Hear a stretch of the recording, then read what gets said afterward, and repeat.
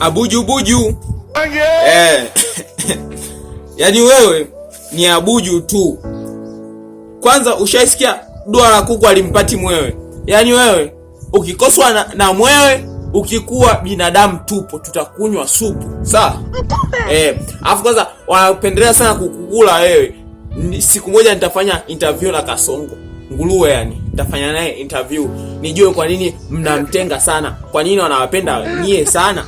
Yani maisha nyie kuna kete mmewapiga wenzenu, yani mmewazidi point 3. Sawa? Alafu unamfahamu Mambas 24 anakuambia naitwa Mambas 24.